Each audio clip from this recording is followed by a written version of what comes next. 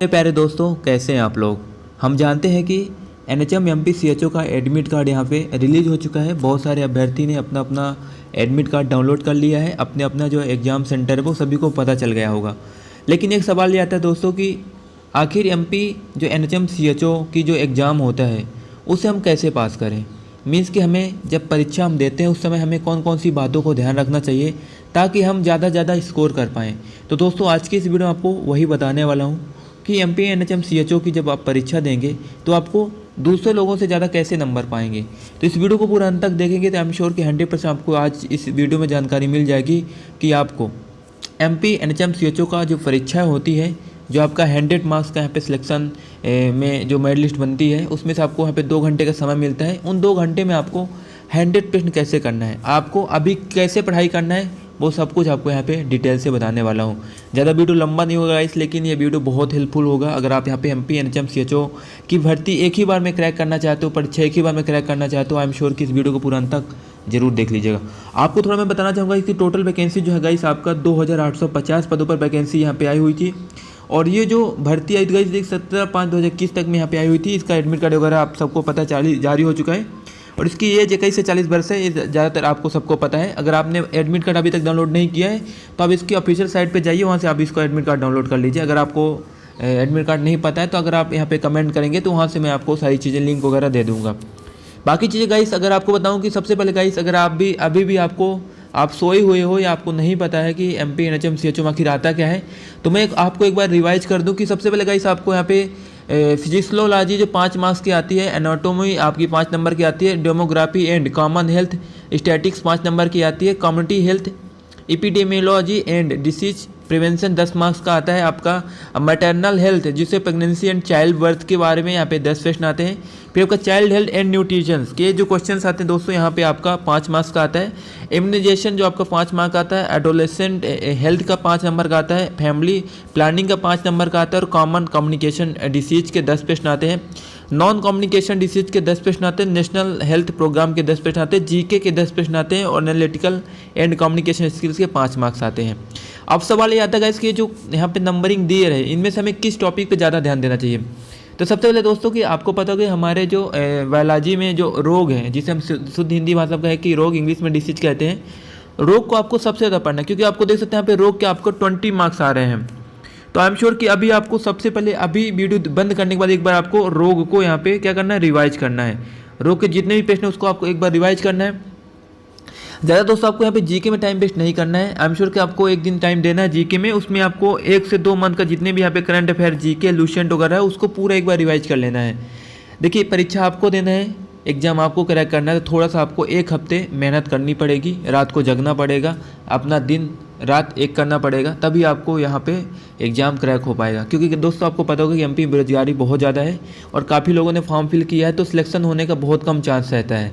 अगर आप बाकियों से बेहतर तैयारी करेंगे तभी आपका यहाँ पे सिलेक्शन जो होगा वो सुनिश्चित हो पाएगा।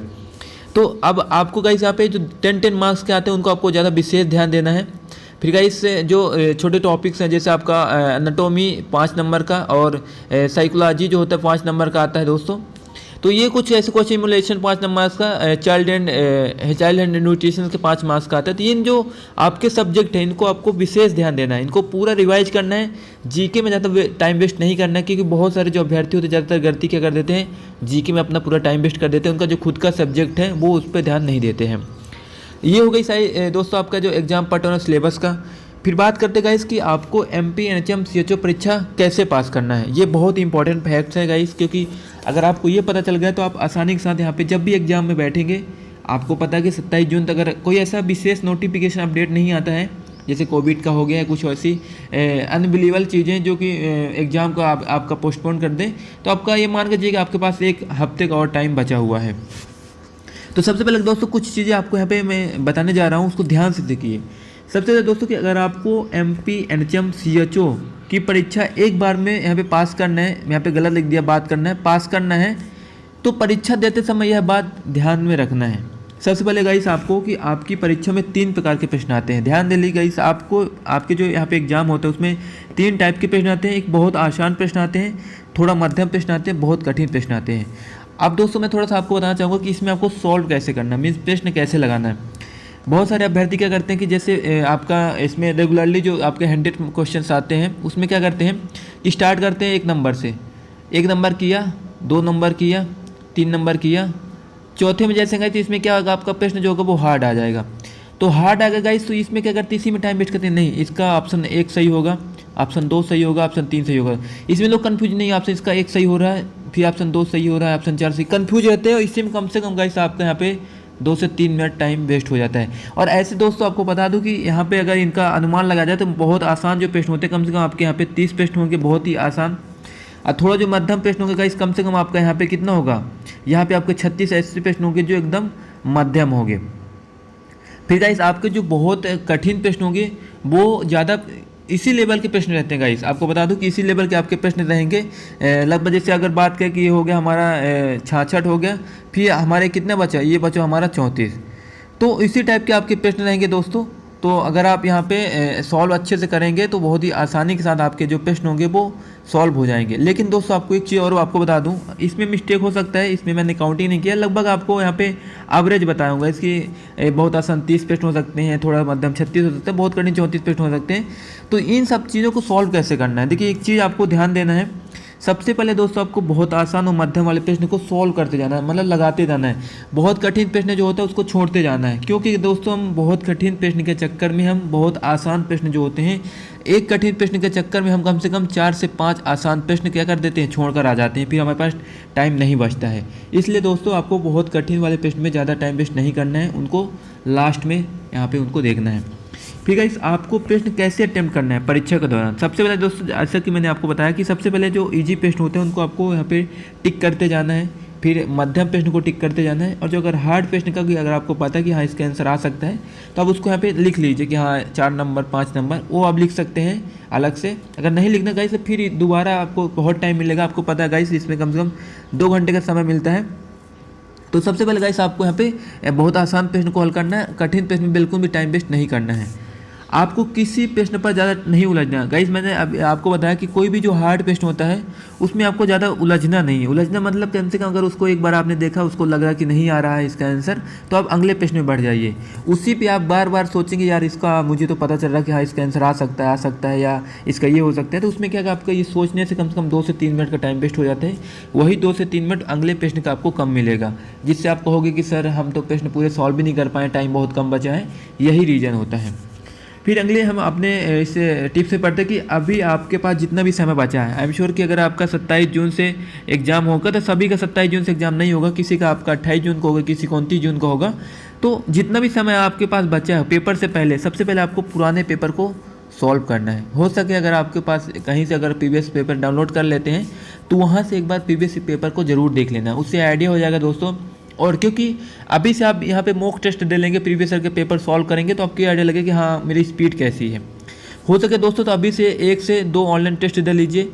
अभी हो सके तो ऑनलाइन टेस्ट यहाँ पे ज़रूर दे दीजिए, क्योंकि ऑनलाइन टेस्ट देंगे तो अभी थोड़ा सा आपका कॉन्फिडेंट बढ़ेगा। कितने भी मार्क्स आए उसका आपको टेंशन नहीं लेना है, बस आपको अटैम्प्ट करना है ऑनलाइन टेस्ट। फिर मेरे दोस्तों आपको जीके करंट अफेयर आपको पढ़ना है। ऐसा नहीं सोचना है कि आपको जीके करंट अफेयर नहीं पढ़ना है, क्योंकि कभी कभी क्या होता है एग्जाम में जो भले हमारे यहाँ पे कहा गया कि आपका जो जीके होगा वो 10 मार्क आएगा, लेकिन कभी कभी क्या होता है 10 से 20 प्रश्न भी यहाँ पे आ जाते हैं। तो इसको आप ऐसा ही समझना कि 10 से 20 प्रश्न आएंगे तो हम इसे सॉल्व भी ना करें।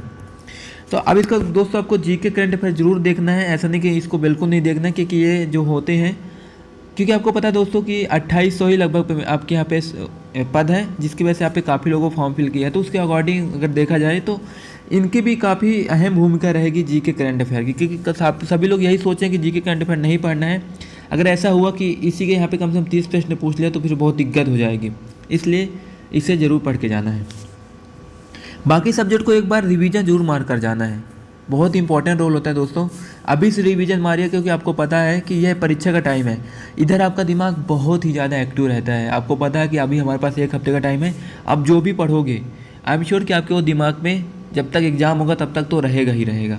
इसलिए अभी आप ऐसी गलती नहीं करना कि यार 2 महीना पढ़े नहीं, अब पढ़ के क्या होगा, ऐसा बिल्कुल भी नहीं सोचना दोस्तों, क्योंकि एग्ज़ाम के टाइम हमारा जो दिमाग होता है बहुत ज़्यादा एक्टिव रहता है। तो उस टाइम पे आपको बिल्कुल ऐसा नहीं सोचना है कि हमारे पास टाइम बहुत कम बचा, हम कैसे पढ़ाई करें। जो सिलेबस है एक बार पलटाओ, उसको शुरू कर दो पढ़ना, ठीक है। तो ये बहुत सारी चीज़ें गाइस जो कि बहुत सारे अभ्यर्थियों को नहीं पता होता है। एग्जाम देने जाते हैं, शुरू से क्वेश्चन सॉल्व करना शुरू कर देते हैं, कठिन प्रश्न को भी 2-3 मिनट टाइम वेस्ट कर देते हैं, फिर मध्यम प्रश्न को 2-3 मिनट टाइम वेस्ट कर देते हैं। ऐसे में गाइस उनको 2 घंटे क्या है, उनको 3 घंटे भी दे दिया जाए तब भी उनको टाइम फिर नहीं हो पाता, 100 क्वेश्चन सॉल्व नहीं कर पाते हैं। तो ये कुछ इंपॉर्टेंट यहाँ पे मैंने टिप्स थी गाइस जो कि शेयर करना चाहा, क्योंकि इंपॉर्टेंट था MP NHM CHO के लिए जो अभ्यर्थी यहाँ पे एग्जाम देने जा रहे हैं। और मेरी शुभकामनाएं हैं और मेरे the real info YouTube channel की तरफ से बहुत शुभकामनाएं हैं। आप लोग जितने लोग भी हमसे जुड़े हुए हो, जो नहीं भी जुड़े हो गाइस, अगर आपने सच्चे दिल से मेहनत किया तो आपको 100% आपका सिलेक्शन होगा। बाकी की चीज़ें गाइस आपकी मेहनत के ऊपर डिपेंड करता है। तो आई एम श्योर कि आपको जो मैंने टिप्स बताया वो अच्छी लगी होगी। बाकी गाइस पढ़ाई करते रहिए। चलो गाइस मिलते हैं नए वीडियो में, तब तक लोग के थैंक यू सो मच।